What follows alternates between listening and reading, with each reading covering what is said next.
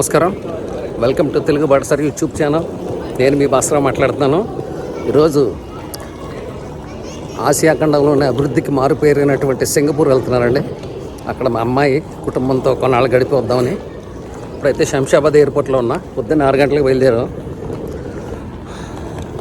Luggage ఇచ్చేసి immigration పూర్తి చేసుకుని సెక్యూరిటీ చెక్ కూడా అయిపోయింది. గేట్ నెంబర్ 27B ఇచ్చారు. గేట్ నెంబర్ 27B వైపు వెళ్తున్నాను. నా ప్రయాణం అంతా ఎలా కొనసాగింది ఏంటనేది నా ఈ వీడియోలో మీకు చూపించే ప్రయత్నం చేస్తాను. తప్పనిసరిగా వీడియో చివరి వరకు చూసి మీ విలువైన అభిప్రాయాన్ని అయితే నాకు తెలియజేస్తారని ఆశిస్తున్నాను. ఓకే అండి, రండి. ఈ 7-36 గేట్స్ ఇటువైపు ఉన్నాయట. వెళ్తున్నాను. చూస్తున్నారు కదా, శంషాబాద్ ఎయిర్పోర్ట్. ఉదయం పూట ప్రశాంతంగా ఉంది వాతావరణం.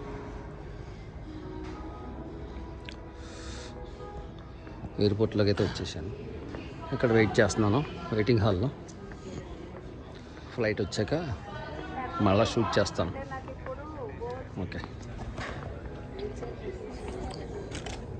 నేను సింగపూర్ వెళ్తున్నటువంటి ఇండిగో ఫ్లైట్ ఆల్రెడీ వచ్చి ఎయిర్పోర్ట్లోనే వెయిట్ చేస్తున్న పాయింట్లో పెట్టి ఉంచారు. అయితే ప్రయాణికులందరూ ఇచ్చినటువంటి లగేజ్ బ్యాగ్స్ ఉంటాయి కదా, సూట్ కేసెస్ అలాంటివి, ఎవరు వాళ్ళు ఇండివిజువల్ లగేజ్ అంతా కూడా ఒక ట్రాన్స్పోర్ట్ వెహికల్లో వేసుకుని ఫ్లైట్ దగ్గరికి అయితే తీసుకెళ్ళటం నేను గమనించానండి. ఆ ఫ్లైట్లో వాళ్ళు లగేజ్లో ఈ లగేజ్ సూట్ కేసెస్ అన్నీ వేస్తారు. దాంతో ప్రయాణికులు వారు ప్రయాణిస్తున్న విమానంలోనే తమ లగేజ్ ఉండటం, వాళ్ళు వెంటనే దాన్ని పికప్ చేసుకోవడం, అంత సౌకర్యంగా ఉండటం కోసం సేమ్ ఫ్లైట్లో ఈ లగేజ్ అయితే వాళ్ళు పంపించడం జరుగుతుందండి.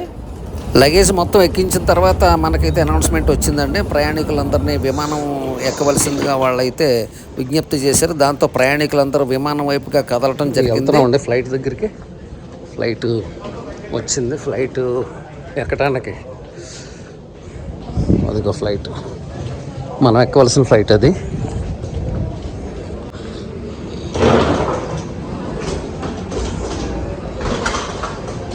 చూస్తున్నారు కదా, ఈయన ఇచ్చిన ఇలా ఉంటుందంటే ఒక క్యారిడార్లో ఉంటుంది, ఇలా వెళ్ళొచ్చు.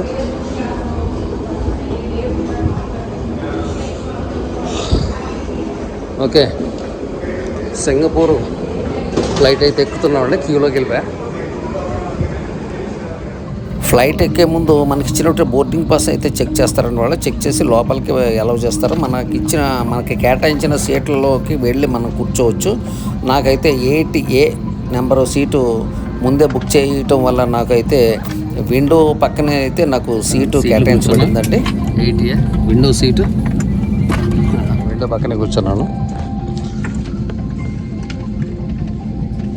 ఇంకా ప్యాసింజర్స్ వస్తూనే ఉన్నారా.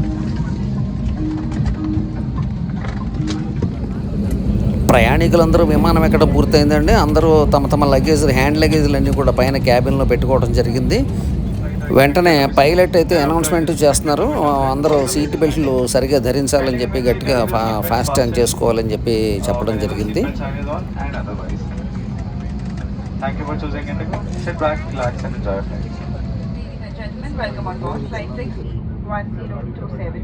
Singapore is approximately 4 hours and 20 minutes away.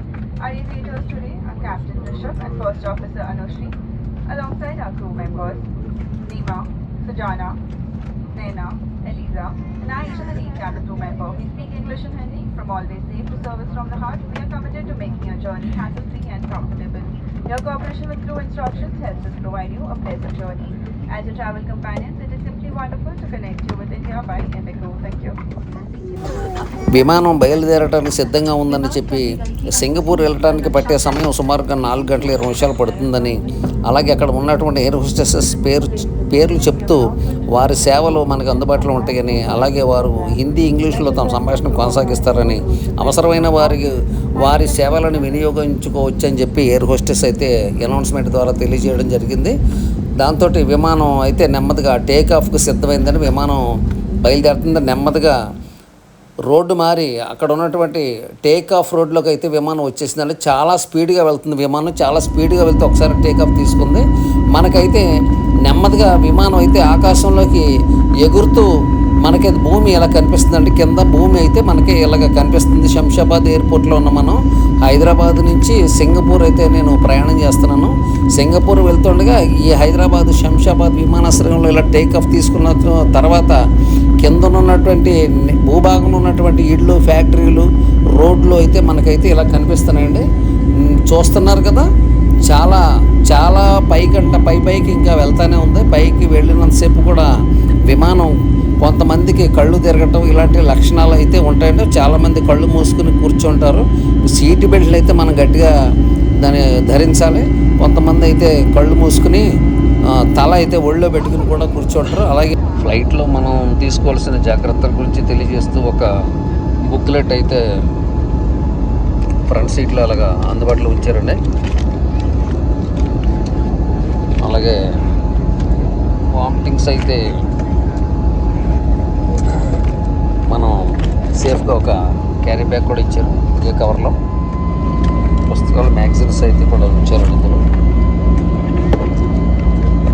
Okay అండి, వచ్చేసింది ఫ్లైట్. మేఘాలు చూసారు ఎలా కనపడుతుంది, పాల సముద్రంలో కనిపిస్తుంది.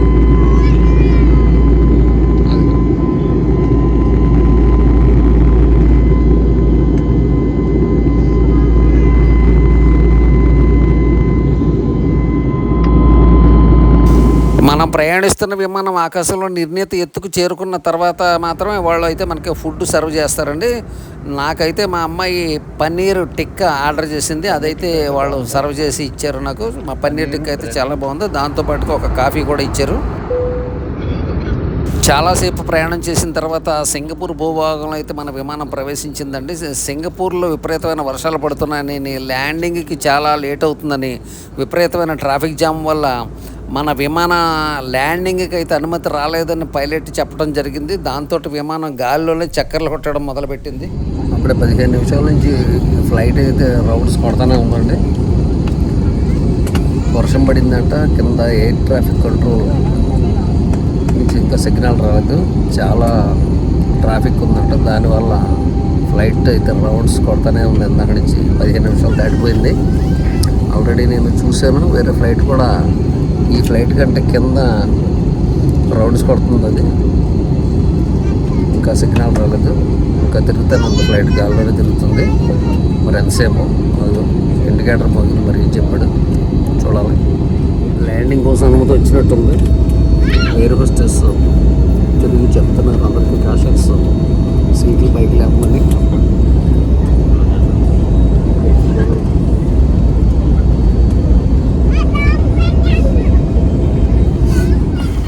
విమానం బయట అంటే సింగపూర్ భూభాగంలో విపరీతమైన వర్షాలు పడుతున్నాయండి. నిజంగా అసలు కన్ను మిన్ను కానటువంటి మబ్బులు అయితే మనకి కిటికీలు వచ్చి అయితే కనిపిస్తున్నాయండి. అప్పుడే మబ్బులు కమ్మేస్తున్నాయి. అప్పుడే పొగ మంచు. ఒక్కొక్కసారి అయితే వాతావరణం కొంచెం క్లియర్ అవుతుంది, మళ్ళీ వెంటనే మబ్బులు కమ్ముకుంటున్నాయి. ఇలాగ వాతావరణం చాలా క్లిష్టంగా ఉందని, చాలా బ్యాడ్ క్లైమేట్ ఉంది. విమానం దిగడానికి అయితే పరిస్థితి అనుకూలంగా లేదు. గాల్లోనే సుమారుగా ఒక 40 నిమిషాల వరకు ఈ విమానం చక్కర్లు కొట్టడం అయితే నేను గమనించానండి. నేను ఎక్కిన విమానం ల్యాండింగ్కి అయితే చాలా సమయం తీసుకుందండి. అయితే ల్యాండింగ్ సమయం దాటిపోయి అరగంట పైన ఆకాశంలో విమానం చక్కర్లు కొట్టడంతో నేను అయితే కొంచెం కొద్దిగా ఆందోళన పడ్డాను. అయితే కొంతసేపటికి భూభాగం కనిపించిన తర్వాత అయితే నా ఆందోళన అయితే నెమ్మదిగా తగ్గింది.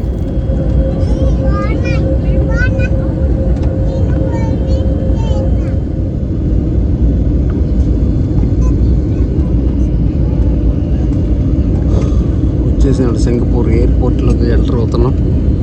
ల్యాండింగ్కి సిద్ధం అవుతుంది ఫ్లైట్.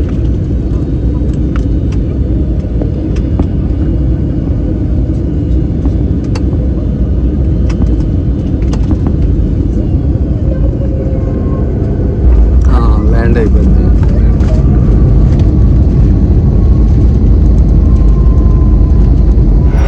ఎట్టకేలకైతే విమానం చాలా సేఫ్గా ల్యాండ్ అయిపోయింది. ఎయిర్పోర్ట్లోకి అయితే వచ్చేసింది. విమానం స్టాండింగ్ పాయింట్ దగ్గరికి అయితే దూసుకుపోతుంది.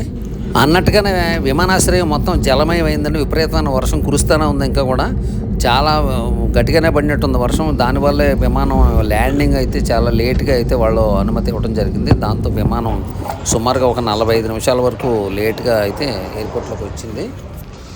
చాంగి ఎయిర్పోర్ట్లో దిగానండి. చాంగి ఎయిర్పోర్ట్లో దిగి ఇక్కడ ఉన్నటువంటి ట్రావెలేటర్స్ అంటే నడవక్కర్లేదు, మనం ఈ బెల్ట్ల మీద నుంచుంటే అదే మనల్ని ఎంత దూరం అయినా సరే అలా తీసుకుపోవడానికి కావాల్సినటువంటి ఏర్పాట్లన్నీ ఉన్నాయండి. అక్కడి నుంచి నేను ఇమ్మిగ్రేషన్ వైపు వెళ్ళాను. ఇమ్మిగ్రేషన్లో నేను ఇమ్మిగ్రేషన్ పూర్తి చేసుకుని బయటకు వచ్చి చూడగానే నా మనమలు అంటే సహస్ర, అర్ణవ్ అక్కడ కనిపించారు. నాకు చాలా హ్యాపీగా అనిపించింది. వాళ్ళు అక్కడ నన్ను చూస్తున్నారు కదా, చెయ్యి ఊపారు. నా బ్యాగ్ అయితే పికప్ చేసుకున్నాను. ఇక్కడ బ్యాగ్ పికప్ చేసుకుని నేను వెళ్ళి ఇక వాళ్ళతోటి జాయిన్ అయ్యి బయటికి రావడం జరిగిందండి. అర్ణవ్, సహస్ర, ఐరిష్ అయితే నన్ను పికప్ చేసుకోవడానికి అయితే వచ్చారు. నా లగేజ్ బ్యాగులు 3 తీసుకుని నేను బయటకు రావడం జరిగిందండి. అయితే నేను వస్తున్నానన్న హడావిడిలో నా ఆనందంలో అర్ణవ్ తొందరగా నడవడంతో తన కాలు అయితే అక్కడ ఉన్నటువంటి ఎస్కలేటర్లు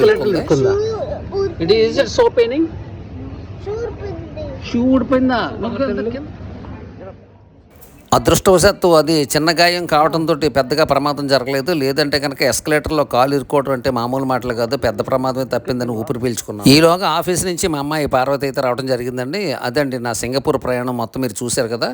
నా ఈ వీడియో మీ అందరికీ నచ్చిందని భావిస్తున్నాను. నచ్చితే తప్పనిసరిగా లైక్ చేయండి, షేర్ చేయండి, కామెంట్ చేయండి. అలాగే సబ్స్క్రైబ్ చేసుకోవటం మాత్రం మర్చిపోకండి. నా రాబోయే వీడియోలు చూసి ఎంజాయ్ చేస్తారని ఆశిస్తున్నాను. ఉంటానండి. బై అండి. జై హింద్.